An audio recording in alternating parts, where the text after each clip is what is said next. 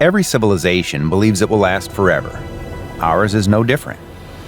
We built our cities higher, our machines smarter, our weapons stronger, convinced that progress meant safety. But what if we're wrong? What if the end doesn't come from the outside, but from within us? Three forces now stand ready to erase everything we've built, each born from human hands, each capable of ending the world in a different way.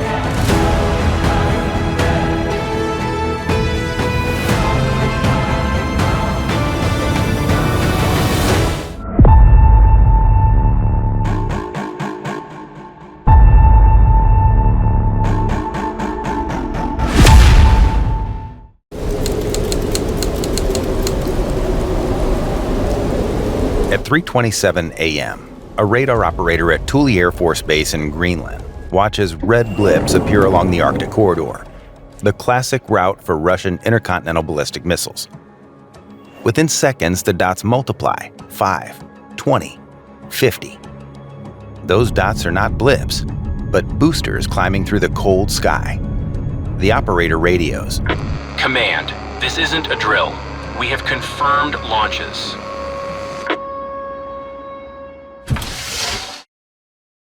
Russia's modern road-mobile RS-24 Yars and its aging but heavy R-30M family, the SS-18 Satan lineage, are designed to get multiple warheads airborne fast.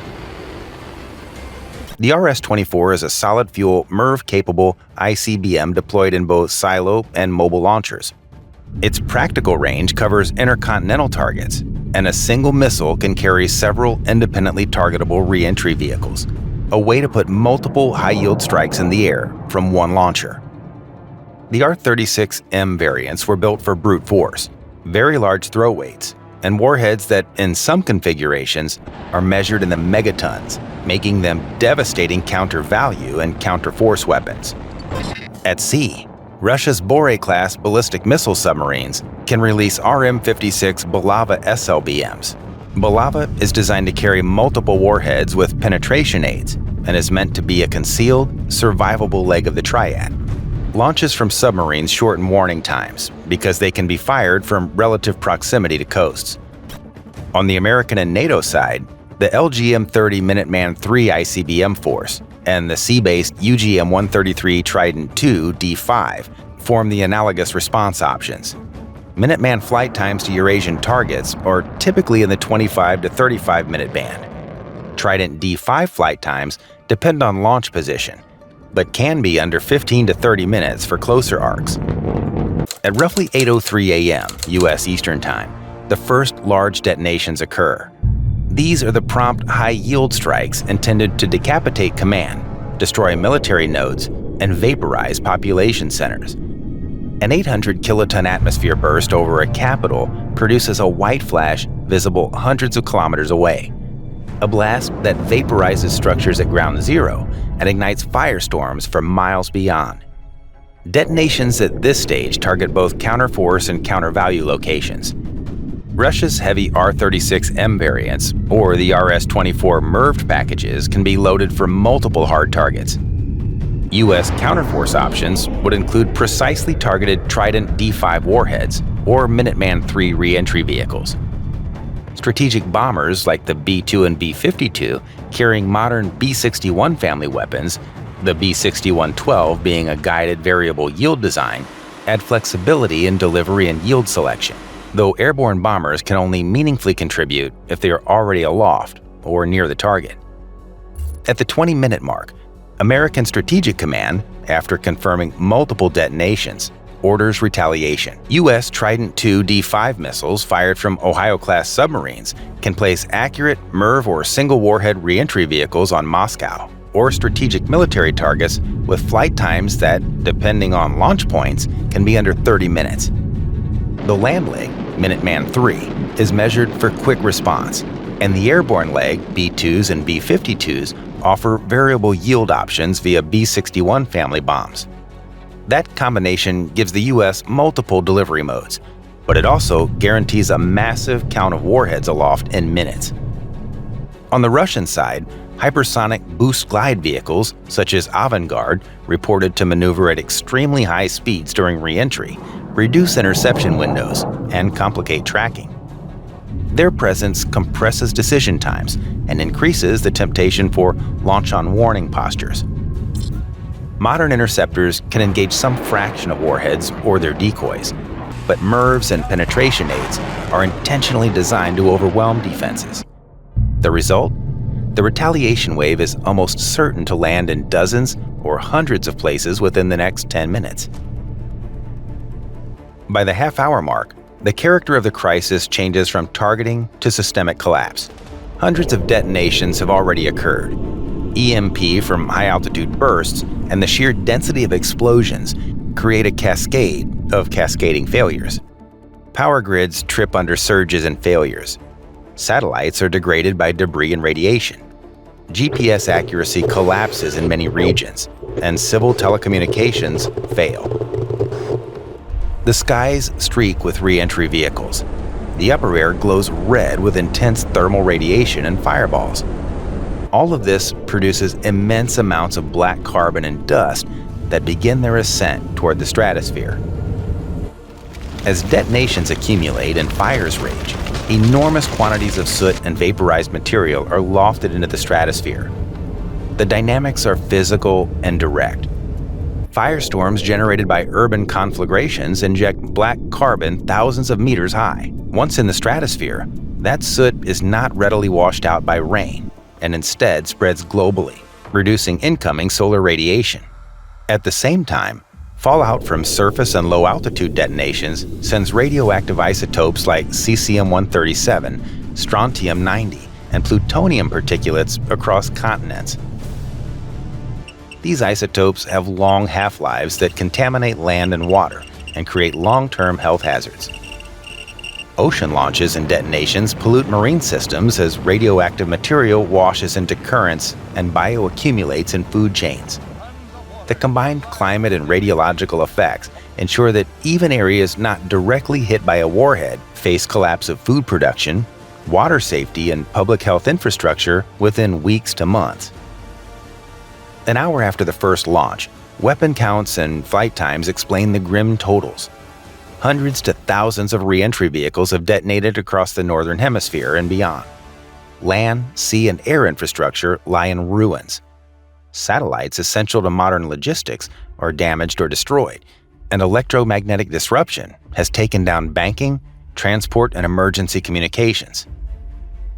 Many delivery modes, many warheads, multiple launch arcs, short flight times, and penetration aids all conspire to make the first hour irreversible.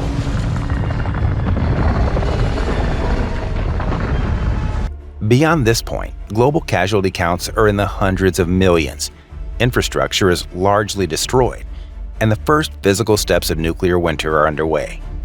The planet's climate system and biosphere have already been pushed onto a path that will cause famine, disease, and ecosystem collapse. The technical architecture that kept superfighting states in mutually assured destruction has now executed its grim logic. Months later, the environmental, radiological, and systemic damage begun in that first hour will have cascaded into planetary-scale disruptions. Sunlight will remain reduced where soot is thickest. Harvests will fail. Potable water will be scarce, and biological systems, from insects to crops to fish populations, will be devastated. That was only the opening act. What happens next could change the fate of billions.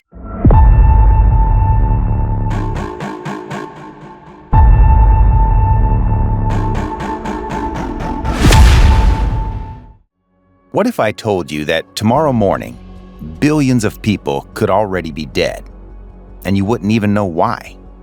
No sirens, no news alerts, just silence.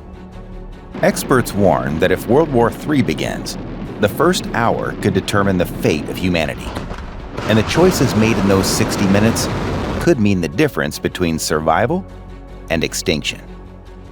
Stay until the end, because you'll discover the real trigger that could start the next World War, the weapons you've never heard of that could end it instantly, and the single survival detail that could save your life if it all happens before sunrise tomorrow.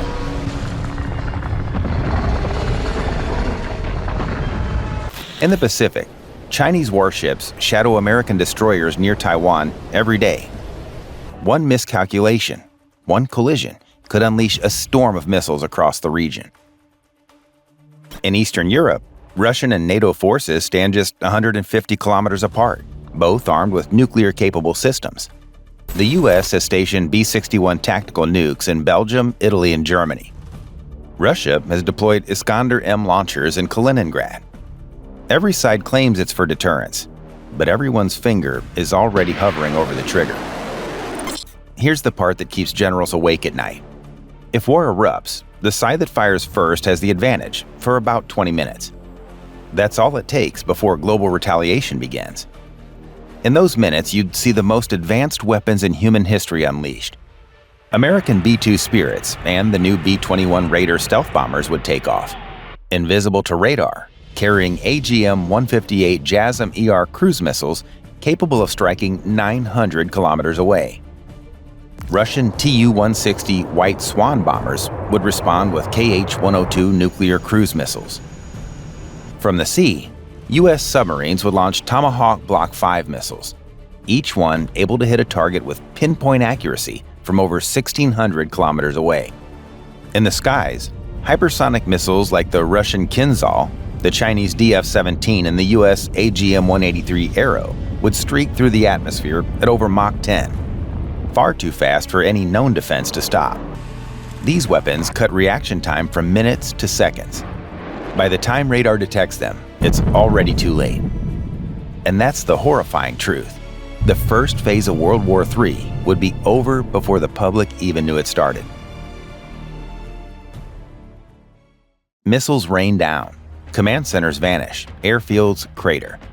The U.S. deploys F-35s and F-22 Raptors to eliminate enemy aircraft before they leave the ground.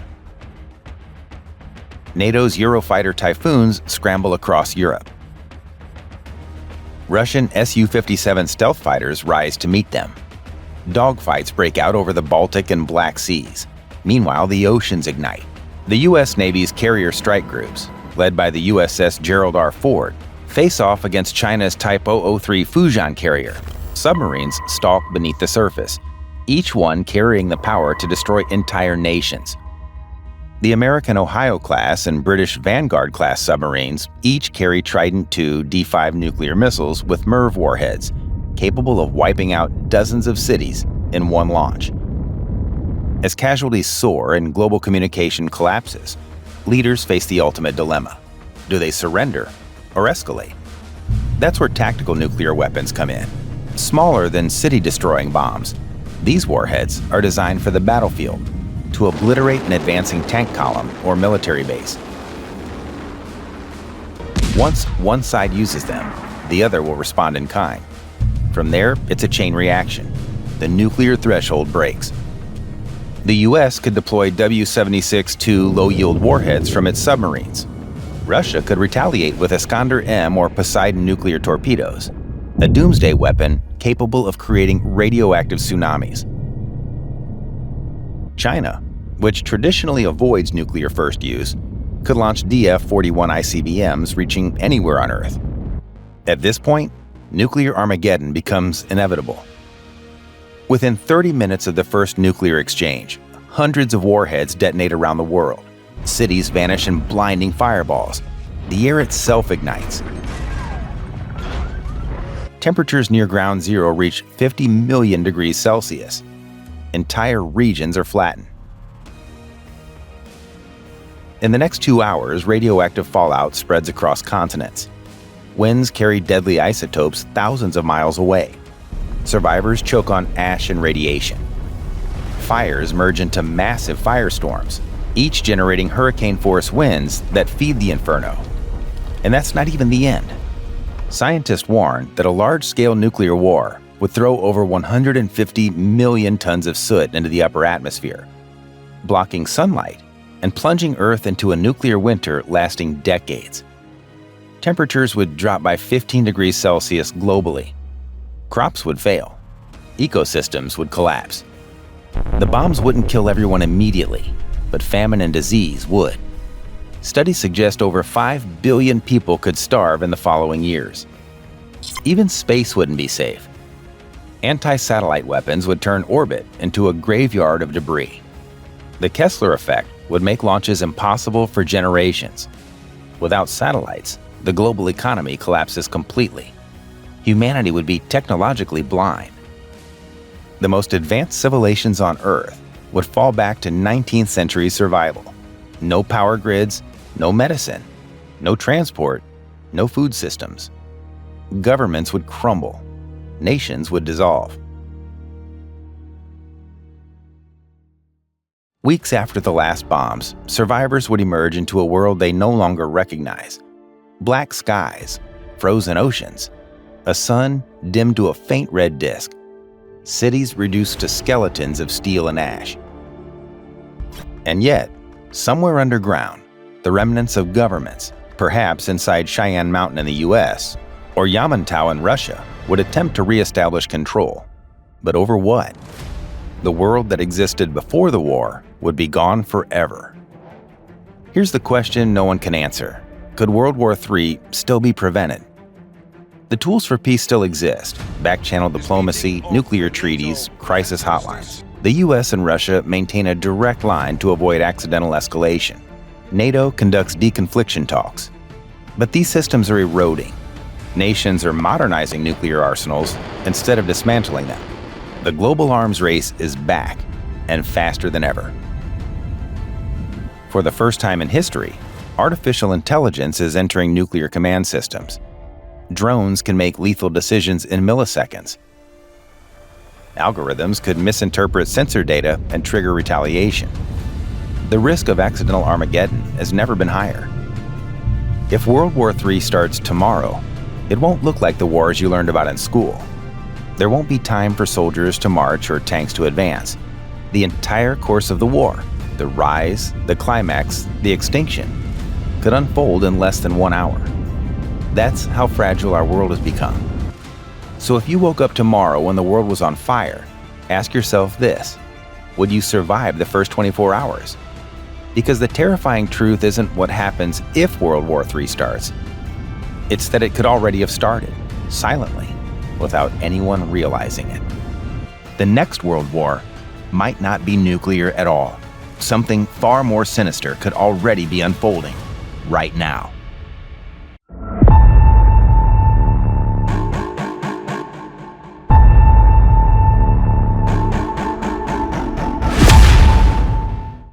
When most people imagine the end of the world, they see a flash in the sky. Nuclear fire, mushroom clouds, entire cities obliterated in seconds. Humanity has lived under that shadow since 1945. But what if the apocalypse didn't come with a bang? What if it came quietly? On the breath of a stranger in a subway car, in a handshake at the airport, in a cough on an elevator? What if the next world war isn't fought with missiles and tanks, but with microbes? This isn't science fiction. Biological warfare is a threat so real, so immediate, that it might eclipse even nuclear war. Because while a nuclear bomb destroys a city once, a virus can keep multiplying, leaping from person to person, silently spreading until it topples nations.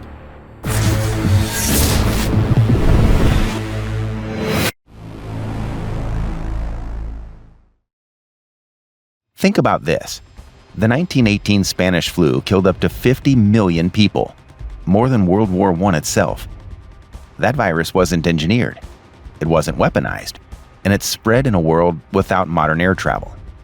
Today, with 4.5 billion airline passengers per year, a single infected traveler could trigger a global pandemic in days. And modern biotechnology means we're no longer talking about nature's accidents. We're talking about engineered superviruses designed to spread faster, kill harder, and resist every treatment we have. Here's the chilling difference. A nuclear bomb is loud. You see the blast. You know you're under attack. But a biological weapon is invisible. You don't even know the war has started until the hospitals overflow. History has already given us warnings. In 1950, the US Navy sprayed bacteria into San Francisco Bay in Operation Sea Spray. to test how far pathogens could drift. Within days, people reported strange infections. In 1942, Britain tested anthrax bombs on Greenard Island in Scotland. The soil remained contaminated for half a century. In 1979, a Soviet anthrax facility in Sverdlovsk accidentally leaked spores into the air, killing at least 66 people, though Western intelligence believes the toll was much higher. These weren't fiction. They were real experiments, real accidents, and real casualties. But those were crude compared to what's possible now. With CRISPR gene editing and synthetic biology, scientists can cut, splice, and design viruses like Lego bricks. A pathogen can be engineered to spread like the flu, but kill like Ebola. Others can be modified to resist vaccines or antivirals, ensuring no existing treatment works. Some researchers even warn about ethnic bioweapons, pathogens tailored to exploit genetic differences in populations. Imagine a virus that doesn't just kill, but selectively kills. Still think nuclear war is the worst-case scenario? Let's run a thought experiment. Imagine an engineered pathogen released in New York City's subway during morning rush hour. Day 1. Patient 0 boards a crowded train. He feels fine. He coughs once. Within minutes, dozens inhale the virus. By the end of the day, hundreds are exposed. Day 3. Hospitals report clusters of patients with flu-like symptoms. Doctors assume it's seasonal influenza. No red flags. Meanwhile, travelers leave JFK, Newark, and LaGuardia airports, infected but unaware, heading to London, Tokyo, Dubai, and Sao Paulo. Day 5. The first patients die. But they don't just die. They deteriorate with terrifying speed. High fever, respiratory failure, neurological collapse. Doctors realize this isn't the flu. It's something new, something engineered. Day 7. Panic. Social media explodes with rumors, conspiracy theories, and fake cures. Pharmacies run out of basic medicines. Grocery stores are looted. Day 10. Governments impose quarantines, martial law in some districts. But compliance is patchy. Some refuse, others flee, spreading the virus further. Day 14. Infections appear worldwide. London, Delhi, Sydney, Mexico City. Panic spreads faster than the pathogen. Stock markets crash. Airlines collapse. Borders close. But the virus has already won. It hitched rides on people who moved before anyone knew it existed. Day 30. The death toll climbs into the millions. Hospitals worldwide collapse. Food supplies break down. Military units report mass sickness. And in the background, something even more dangerous brews. Countries begin to suspect each other. Who released it? Was it China? The US? A terrorist group? Or was it just an accident? Miscalculation could lead to retaliation. Retaliation could spiral into conventional war. And in the chaos, a nuclear strike could be launched by mistake. This isn't fantasy. Simulations run by the Johns Hopkins Center for Health Security found that a smallpox-like outbreak could kill 150 million people in a year, even with modern medicine. That's more than any nuclear exchange short of all-out apocalypse. The real nightmare is that bioweapons don't even need to be lethal to win. Imagine a virus designed not to kill, but to sterilize. A silent weapon that ensures a rival population dwindles over generations. That's war without a single shot fired. War waged in DNA itself. Unlike nuclear bombs, which require uranium enrichment plants and missile silos, bioweapons can fit in a vial in a backpack. Now, pause and ask yourself, would you even know if one had been released? That's the horror. A nuclear detonation is obvious, but a virus? You'd think it was flu season until it was too late. By the time leaders realized what was happening, it could already be everywhere. And unlike nuclear fallout, which is localized, a pathogen doesn't stop at city limits. Borders mean nothing. Armies can't fight it. Tanks can't roll against it. Missiles can't shoot it down. And yet, most governments are still far more prepared for nuclear war than biological war. The US has missile defense systems, underground bunkers, and nuclear retaliation plans. But against a fast-moving engineered virus, we have limited vaccine stockpiles, fragile hospital systems, and no global coordination. There's another layer most people miss. Bioweapons are almost impossible to attribute. If a nuclear missile hits, you can trace the launch. Satellites, radars, flight paths, it's obvious who fired. But if a virus emerges, how do you know? Was it an accident in a lab? Was it terrorism? Was it natural? That ambiguity is dangerous, because in the fog of confusion, nations might assume the worst, and once nuclear powers start blaming each other, the escalation ladder is short. So ask yourself this: could the next world war be fought not with bombs, but with breath? Could the next apocalypse come from a cough, not a missile? It's not just possible, it's likely. Nature alone has produced killers that dwarfed wars. The Black Death in the 14th century wiped out a third of Europe. That was without gene editing, without labs, without intent. If nature can do that, what could human ingenuity unleash? The scariest part of this story isn't if it happens. The scariest part is when, and whether we'll even recognize the threat before it's too late.